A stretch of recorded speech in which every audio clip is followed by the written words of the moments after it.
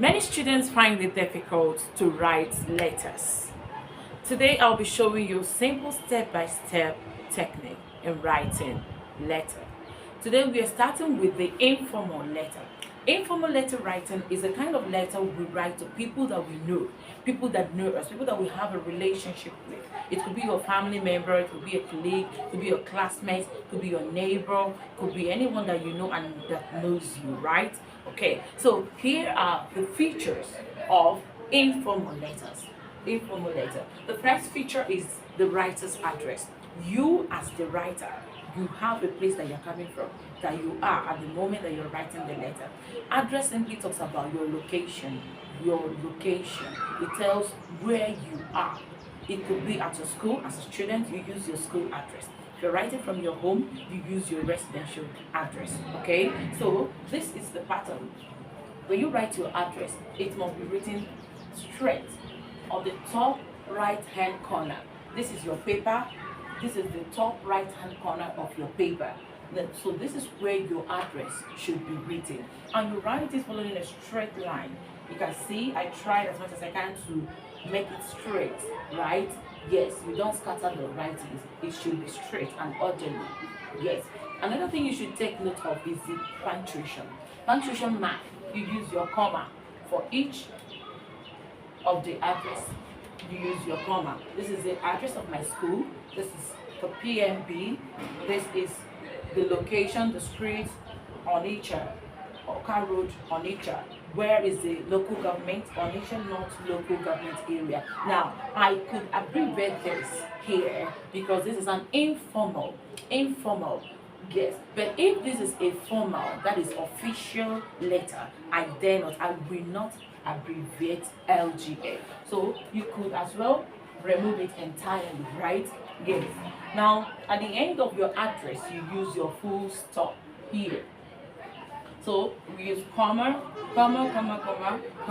then full stop. Now the next thing to write is your date. Assuming today is 28th August. 28th August 2025, right? Now this is from writing date this way. This is wrong. Many students write it up like first, third. No, this is wrong. Whenever you're writing your date, this thing talks about position, first, second, third, and so on. But positions should be written 20th. It should be on the same line. If it is first, the same line, it should not go up, right? Yes, so get that. So you can write the day before the month, you can as well write the month, that is August 20th, 2025. Yes, so this is basically how you write your address at the top right hand corner of your paper. Yes, and you make use of what? Punctuation. Now you can write using bold letters. That means every word here would be written in capital letters. All of the words you use capital letters. Now if that is the pattern you use, it is still acceptable. But in letter writing under educational writings, we encourage students to write using initial capital. That means the first letter of each word should be written in capital. The first letter of each word should be written in capital, as you can see it on the board. The third feature of an informal letter is salutation. Salutation. This simply talks about greetings, right? Before you speak to someone, even if you're on the phone with the person, you first greet, right? You say hello, hi, greetings, right? Now in letter writing, we have a pattern. In informal letter, because it is believed that the person you're writing to is an acquaintance of yours. You know the person knows you. So you must know the name of the person you're writing to. It is not a random person that you don't know his or her name, okay? This is informal. So their Uncle Mac. Maybe you're asked to write your uncle and you already know the name of your uncle. It could be John. You say their uncle John, right? Their Uncle Mac. Their beloved mom. This is good. Their beloved mom. Good. Their dearest Amaka. Yes, it is good.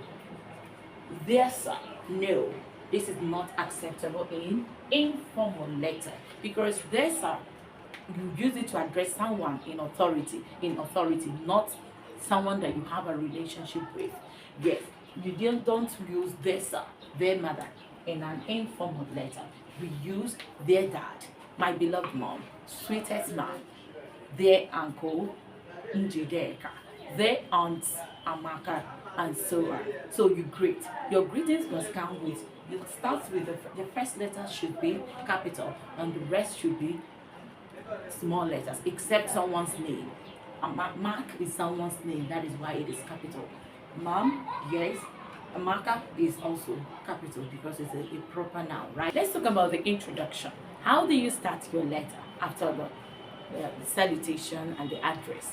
Now, just like when you are speaking with the person over the phone, you will ask the person, Uncle, how are you doing? How is the family? I hope all is well. How is business? How about your health? Right? Now, the same thing applies with letter writing. You can start by asking the person, how are you doing?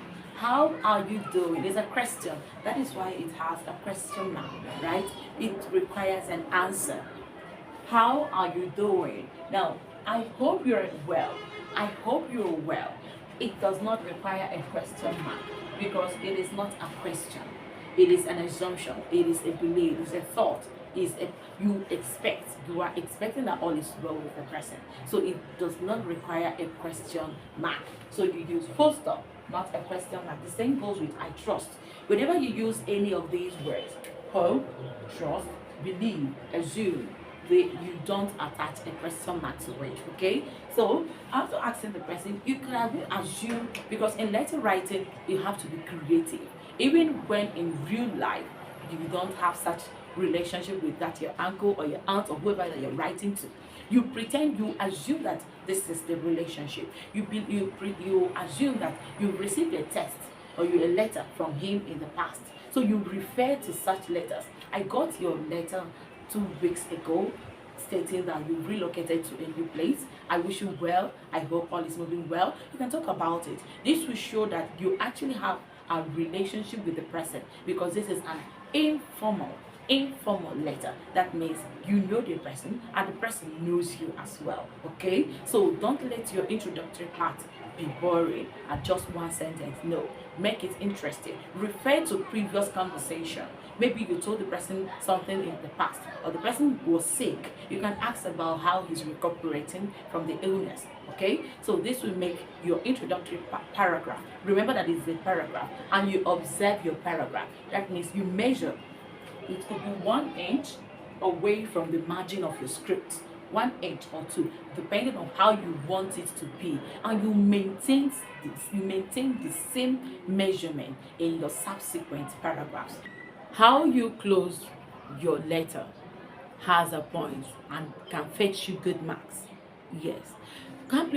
Closing remarks. It could be, I look forward to see you soon.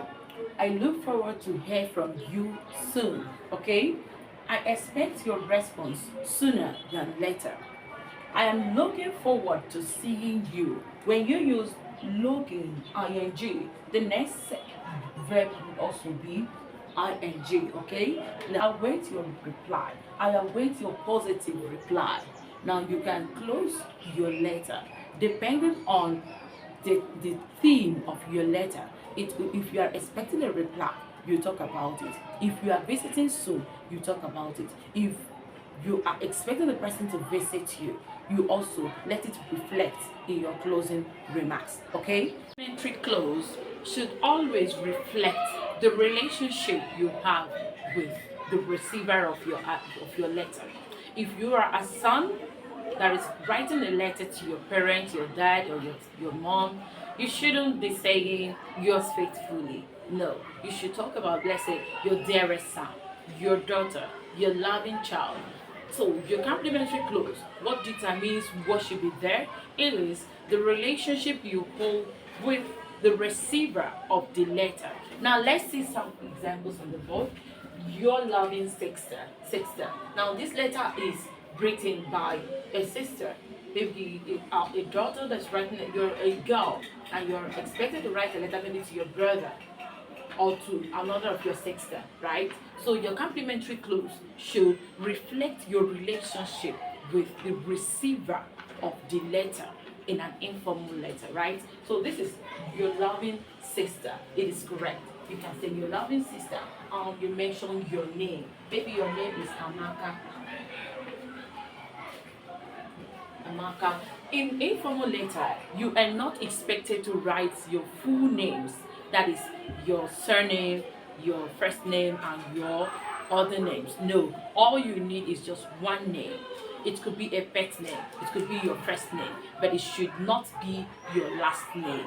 So, your loving sister, Amaka, yours sincerely, yes, you can use yours sincerely to end your letter. Can as well say that yours faithfully is not acceptable in an informal letter. We use yours faithfully in formal, that is official letter writing, right? So, your beloved son, yours affectionately. Yes, you can use yours affectionately. Now, take a look at this. Many students fail in this aspect. They fail they commit grammatical error in the way they write their yours. This is yours, yours, yours. Now, how do you know the correct one to use while you are ending your letter? Always go for yours that is without any apostrophe. There should be no apostrophe in yours, whether it is before X, after X, none. It should not be there. It is yours. Yours. Simply, no apostrophe. And the Y, this is the only letter that will be in capital.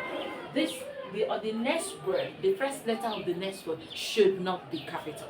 So this is yours affectionately. This A should not be capitalized. Neither should this S be capitalized. Okay, I hope you got value. See you in the next video.